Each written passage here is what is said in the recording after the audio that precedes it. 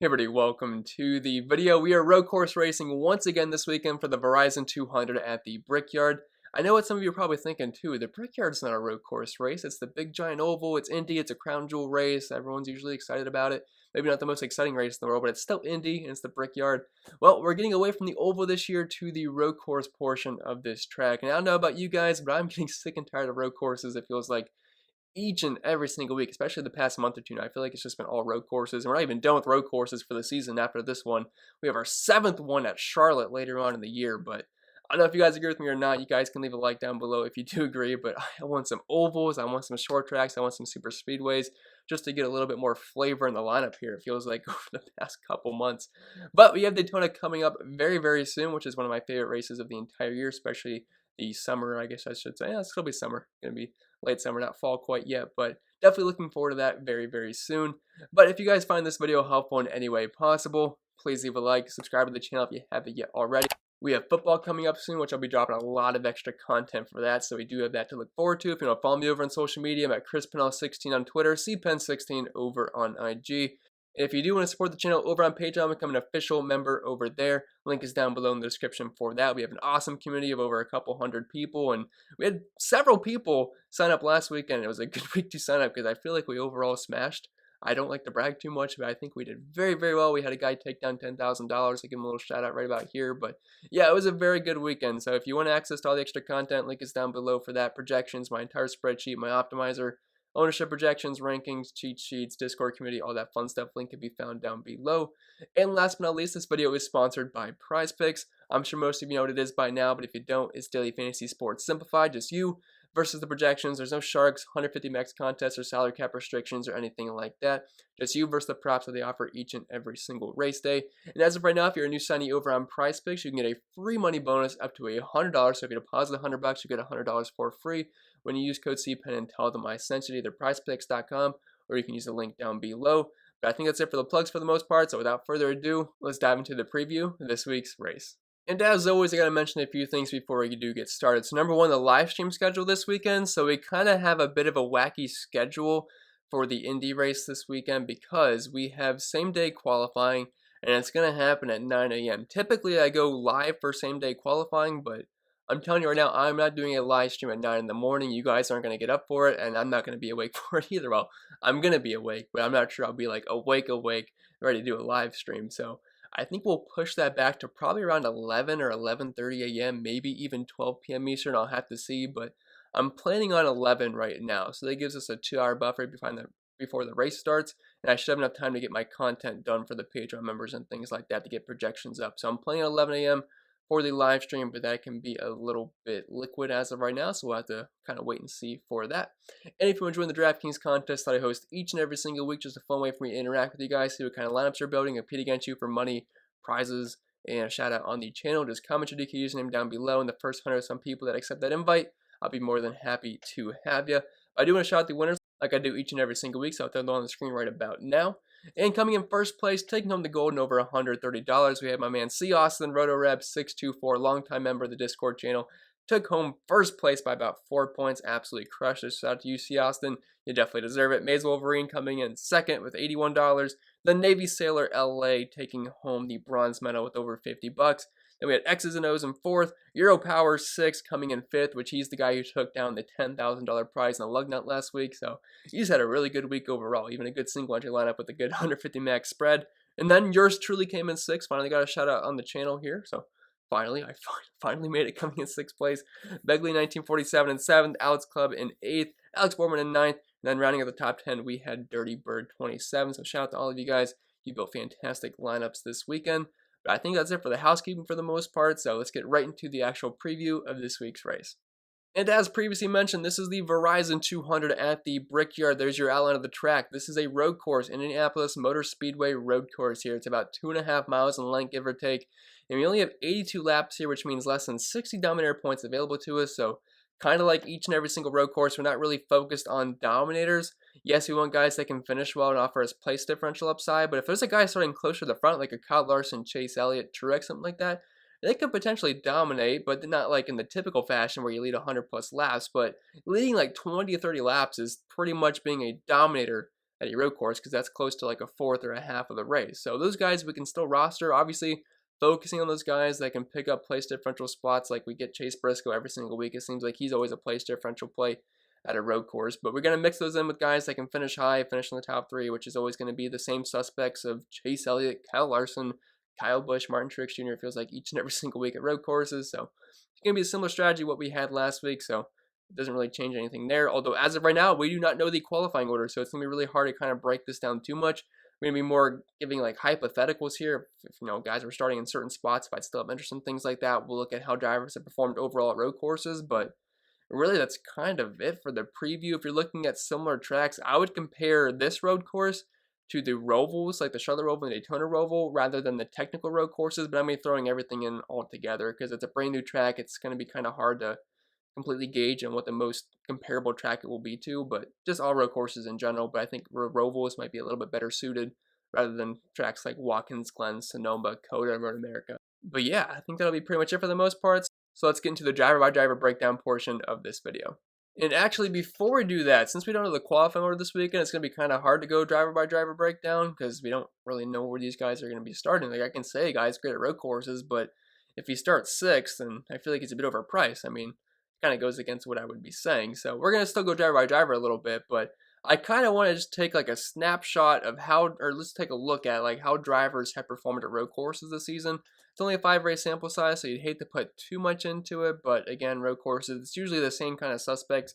It's always Elliott, it's always Larson, it's always Truex, it's always Kyle Busch, and there's a mix of other drivers that can be factors as well. But I mean, there's probably won't be too many surprises here, but if we just look in terms of average finish this season, obviously number one is going to be Chase Elliott. He's the man of road courses, probably the best ever. He'll pass Jeff Gordon soon enough. Like he is on pace to shadow that. I realize there's more road course races than when Jeff Gordon was driving, but I mean, the pace that Elliott's on, I mean, the guy is by far pretty much the best road course racer ever. The guy is incredible. Last week, he kept going to the back. He had to start in the rear. Then he locked up his tires, I believe, had to go, again, down pit road. Then he drove his way back up to the front. Like, Chase Elliott had the best car. He just didn't have enough time to pass Kyle Larson, but he was definitely on his way there. And if he had enough laps, he was going to pass Kyle Larson for the win. But I mean, Chase Elliott road courses, absolute machine. The best average finish at them this year. Denny Hamlin, Joey Logano, Kyle Larson, Kurt Busch, Kyle Busch, Martin Truex. Not really any surprises there. I mean, all those guys are very good at road courses. In terms of wins, there's been 3 winners this year. 2 have been from Chase Elliott, 2 have been from Kyle Larson, then Christopher Bell at the Daytona road course earlier in the season. In terms of fast laps, again, the same kind of suspects. The 200 guys in Chase Elliott, Kyle Larson, and then you have a couple JGR drivers and Truex, Bell, Hamlin, and I guess all JGR drivers with Kyle Busch. Now, it's not a big number here. I mean, the most is Chase Elliott with 13.8, and the rest of these guys have a handful besides Kyle Larson. But, I mean, it's pretty much the same drivers each and every single time in terms of laps led.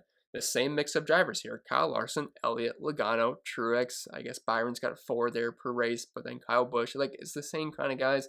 In terms of average running position, we have Chase Elliott, Kyle Larson, Hamlin, Logano, Kyle Busch.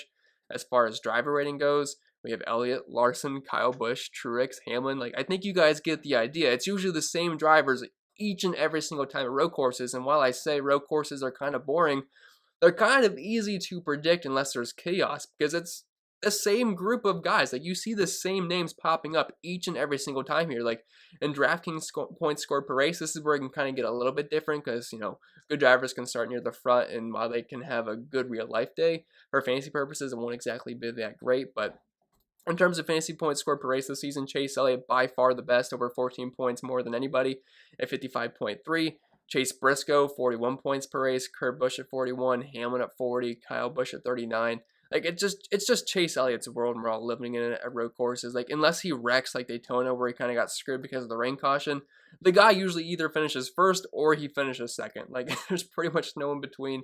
He is the monster at road courses, and I'd have a hard time not playing him no matter where he starts this weekend. So I just kind of want to take a little bit of a snapshot there and kind of just talk about who's been the guys at road courses this season. But that being said, we can kind of go driver by driver breakdown here, but it'll probably be more so quick hitters than actually going super in depth, because I don't want to like talk up a guy. Like, let's say I like Austin Cindric quite a bit. I love him at road courses. He hasn't exactly been that great in the Cup Series at road courses, but if he ends up starting like 4th or 5th, it's like, well, yeah, I talked him up in the video, but I'm not really going to be that big of a fan of Austin Cindric at close to $10,000 when he's starting like 5th and 6th. And he typically has qualified pretty well so far this year. So we'll have to see how that goes. But anyway, we'll start up top here with Chase Elliott, $11,000. And I do want to mention the pricing is pretty soft overall. I mean, every single time we're at a road course, since there's not a lot of laps, it's this DraftKings kind of has to make it soft pricing because there's not going to be anyone that leads 100 plus laps because there's not even 100 laps available to. It's like you just kind of have to price them a little bit lower than usual. And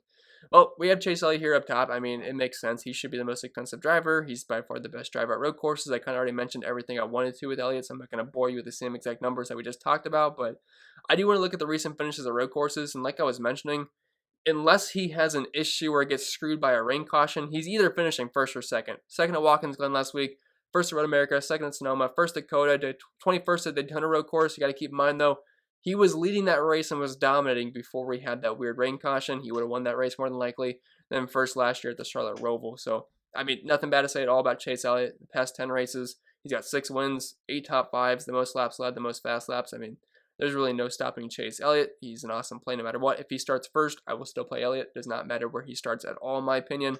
Kyle Larson, $10,800. So coming into this year, he was never like a huge road course guy. Like, yeah, he could compete against them, but he wasn't like quite Chase Elliott level. But he's kind of been Chase Elliott level at road courses this year. He's had a couple bad finishes like Daytona Road Course where honestly, he could have won that one. Now, he kind of got helped because of the rain caution, but he was the first driver on fresh tires, and he was making a pass for either first or second. Then he ended up hitting I forget what he hit, but it ruined his race where he finished 30th. But besides that, second at Coda, first at Sonoma, 16th at Road America. He spun a guy. It just, things happen in that race. I'm going to kind of throw that out the window. But then first to Watkins Glen. Like, the guy has been good at every single kind of track this year. Does not matter the type. Does not matter the package. He can be a dominator anywhere. He was great last week, and I imagine he's going to be a force to reckon with once again. Honestly, if Chase Elliott or Kyle Larson doesn't win this race, I'll be quite surprised, to be honest. Martin Truex Jr., $10,400. He's one of the best drivers in NASCAR road courses. I mean, kind of right up there with Chase Elliott. He doesn't have quite the wins the past 10 races, but he's got 5 top 5s, 8 top 10s. He's been a dominator. He's been a fast lap guy. He's got one of the best average finishes, some of the most DraftKings points per race, one of the best average running positions. I will say he hasn't been quite as good at the Rovals as he is at technical road courses, but again, it's going to be kind of hard to compare this track to anything else, so we'll see how that plays out. He actually has the best average green flag speed at road courses this year, so he's going to be in play no matter what. Kyle Busch, $10,200. He's been awesome, although I will say at Rovals, the guy has been absolutely terrible. And you can expand that to like the past 3 or 4 Roval races. Like, he has finishes of like all in the 30s. Like, I don't know what it is at technical road courses. He's awesome, but at Rovals, he just has the worst luck possible. It's not because he's driving bad. He just either gets a flat tire, something wrecks, someone gets into him. It's really weird. Like, he has been straight up awful at Rovals, so I wouldn't fade him because of that. I mean, if you're looking at the past 10 races, it's really skewing his numbers down because you can see he has an average finish of 17.4, but he's got 4 top 5s and 5 top 10s. Like, if we take away those Roval races, the guy's one of the best road course racers in NASCAR. I do have concerns because he's really struggled with those, but I am not going to look into it too much. I mean, that's just a lot of bad luck to happen in a row. Don't think that'll happen again. I think Kyle Busch should definitely be a top 5 contender once again, like he typically has been at road courses this season. Denny Hamlin, $10,000. He's actually the only driver to finish inside the top 20 at every single road course this year. Now, he was actually in the optimal lineup last week. He didn't exactly smash, but he ran well enough all day, and at his price point, he was able to sneak into the optimal lineup. He's a little bit more expensive this week. If he qualifies semi-poorly or just poorly, he'll be in play for me, but if he is starting in the top 10, he'll be a guy that I probably have minimal ownership to, but again, we'll have to wait and see on that. But he's been very consistent at them all season long. It's just not a guy I'd really expect to win, but top 5 is always in the cards for Denny Hamlin, and pretty much all JGR cars, because they all typically run well at road courses. Bell, Busch, Truex, and Hamlin, all guys have pretty good track records at road courses. And then dropping down to the 9K range here, I feel like all these guys are in play if they happen to qualify semi-poorly. Like, these guys are fine road course drivers. William Byron can always get a top 10. Joey Logano's always has top 5 potential. Austin Cindric, I realize it hasn't gone super well for him so far this year. If you want to look at his most recent finishes in the Cup Series, so far he finished 30th at Road America, 25th at Coda. Like, he's been good. Like, I remember at Road America, he was actually running up front, and he had that issue where part of his car broke. But the guy's a good road course racer. He has 4 Xfinity wins at road courses, and he's in Penske equipment, so it's not like we have to worry about him being in like bad equipment or anything. It's just he typically has qualified pretty high, which makes him close to unplayable at $9,400 because I just can't see him winning over guys like Truex, Chase Elliott, Kyle Larson. So unless he qualifies like in the teens or even the 20s or Maybe if he qualifies 10th, I'll have a little bit of him in tournaments, but if he qualifies close to the top 5, I probably won't have much interest in him. Christopher Bell, $9,200. He's starting to get priced to where he should be at road courses because the guy looks phenomenal at them so far. And like I was mentioning, I like the JGR cars at road courses, and Christopher Bell is no exception. He won the first race of the season at a road course at the Daytona Roval. And last week, he was running inside the top 3, and it looked like he had the speed to potentially win a race now. Obviously, Chase Elliott being in the back helped some of those drivers out, but Christopher Bell looked good, although him and Kyle Larson got into a bit of an issue there, and I guess Christopher Bell won't even talk to Kyle Larson at this point, so they're having a bit of a feud, but I think Christopher Bell is an awesome play here, even despite him spinning out last week. He's still finishing 7th, and the races he hasn't had issues at road courses, like if we look at Sonoma and Coda, he had issues in those races which caused him to have a bad finish. Like he wrecked at Coda, and then Sonoma he had to go down pit road a couple times, but in the clean races he's had, he finished first at Daytona, 2nd at Road America, then 7th at Watkins Glen last week, and you gotta keep in mind, he was running top 3 prior to the spin out, so I think Bell is an excellent tournament play. We'll have to see where he starts, but he's certainly in play for me in all formats. Well, probably more so tournaments at that price point, but I mean, if he qualifies bad, you could definitely play him in cash games. As far as Kurt Busch goes, $9,000. I think that's actually a pretty good price tag for Kurt Busch, and if he qualifies bad, he's someone that'll be on my radar for sure. So far this season at road courses, he's got 2 top 5s, 3 top 10s, and 4 top 15s. And if we're looking at the past 10 races at road courses, typically a guy that's going to finish inside the top 15 with an average finish close to 10th place. So $9,000. I actually think Kurt Busch is playable. AJ Allmendinger, $8,800. He's going to be in for Car League Racing in the 16 car. Obviously not the best equipment, but the guy's one of the best road course races out there. He's a road ringer.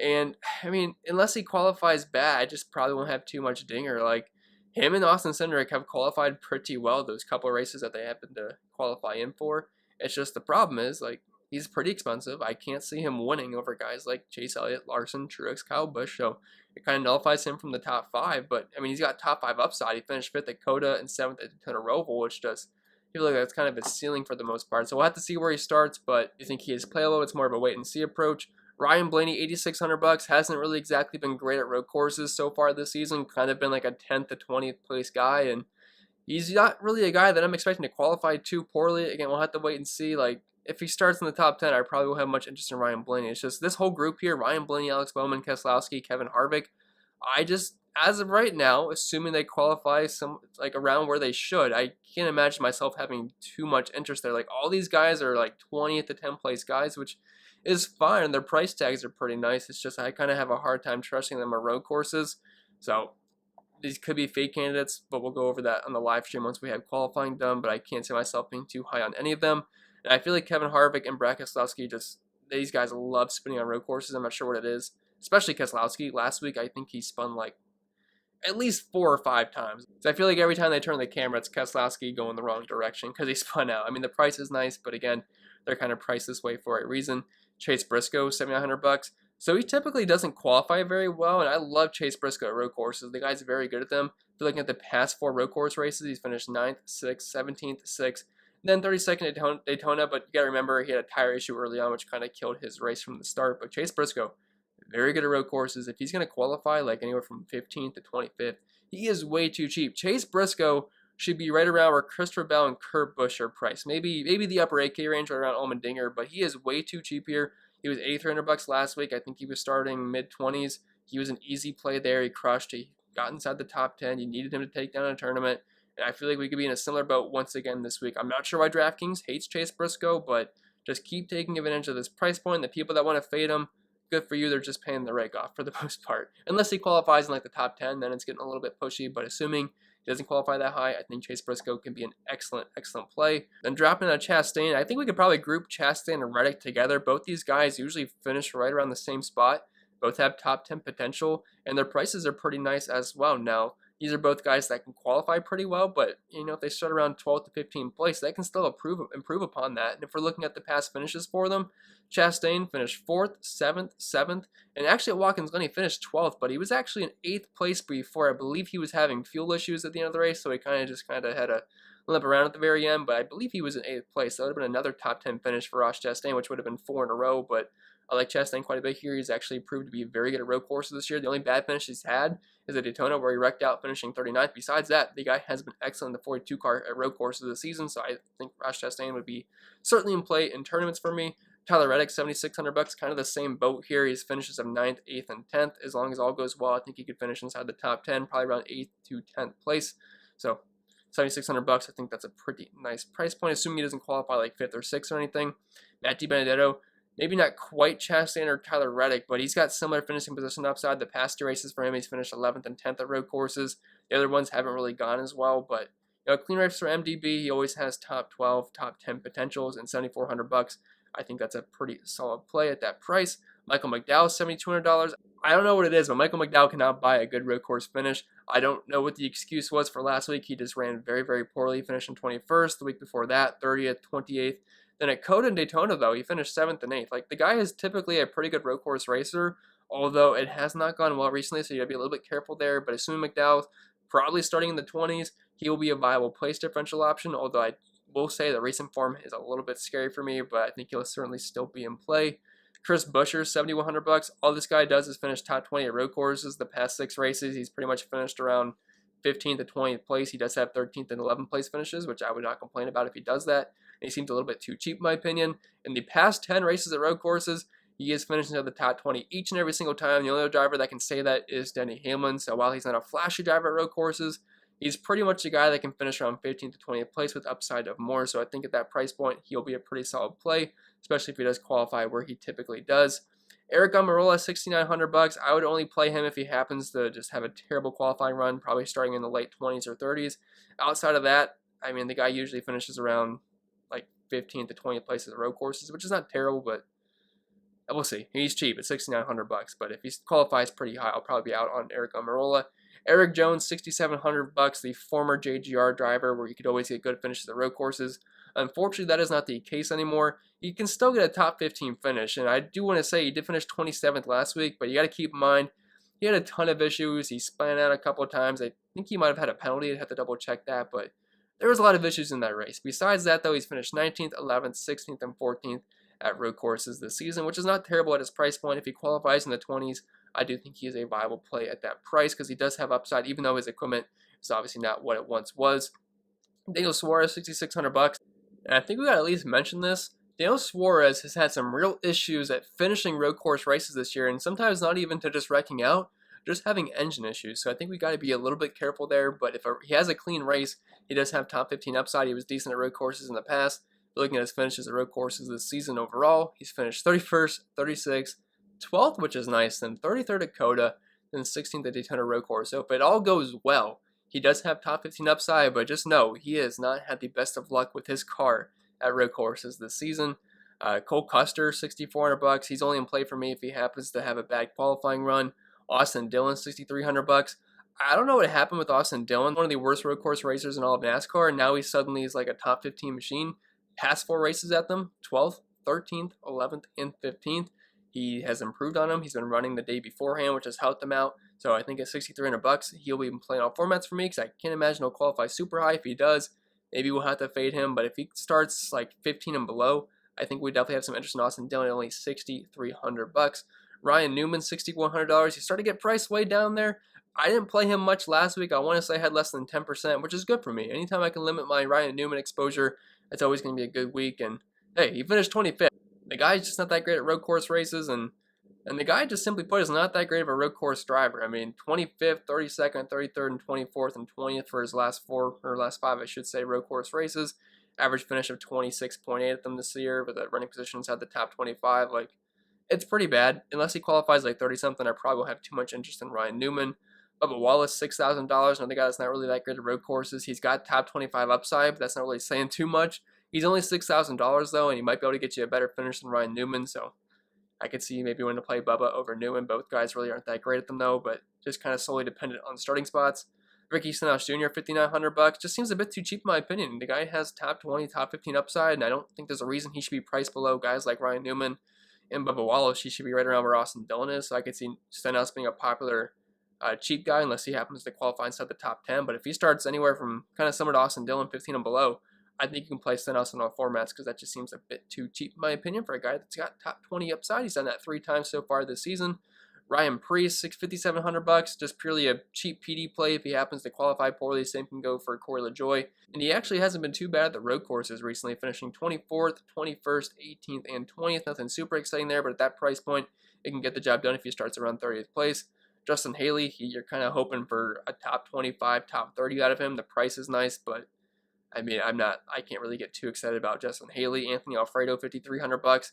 When he finishes the race, he can actually be decent at road courses. He does have top 25 upside. He's very cheap, so if he starts in the 30s or low 20s, he is playable. James Davison, probably my favorite cheap guy out of the bunch because he has at least top 30, top 25 upside at road courses. Now, it didn't go well last week where he finished 37th as he was the first car to go out, but besides that, 28th, 25th, 29th, 23rd, and 29th last year. I mean, for the kind of equipment he's in, it's actually not a terrible play at $5,200. We're just going to have to see where he qualifies. And then Balicki, Tilly, Hill, Cody Ware, Quinn Houff, I can't really justify playing any of these guys. I just don't see the reason to. There's so many other better cheap plays in my opinion. Then up top pricing is nothing too crazy. Like Chase Elliott's $11K. He's the most expensive driver. It's not like we have anybody above $12,000 like we've seen a couple times with Kyle Larson this year. So you really shouldn't have to go down that low. It might depend on how the qualifying order goes. Maybe we'll have to dip down there, but I really can't see that being the case this weekend. But with that being said, I think that'll be pretty much it for the video. So if you made it all the way through, please let me know. I do appreciate everyone that does listen all the way through. And if you did find this enjoyable or helpful or any way possible, informative, whatever it is, please leave a like, subscribe to the channel if you haven't yet already. If you want to follow me over on social media, I'm at ChrisPennell16 on Twitter, CPenn16 over on IG. And if it helps with the channel over on Patreon, get access to a lot of extra content, join a community of over a couple hundred people. Link is down below in the description for that. And don't forget, this video was sponsored by PrizePicks. It's just you versus the projections, no sharks, salary cap restrictions, or 150 max contest, anything like that. Just you versus the props they offer each and every single day. And I do currently talk about PrizePicks in my article, write up my favorite plays, which have gone pretty well so far, and I do projections for them as well, which has leverage scores because you have to go over under a certain amount of points, and I'll have my leverage scores posted on there, which I think you will find quite helpful. And if you are a new signee over on PrizePicks, you can get a free money bonus up to $100 when you use code CPEN and tell them I sent you.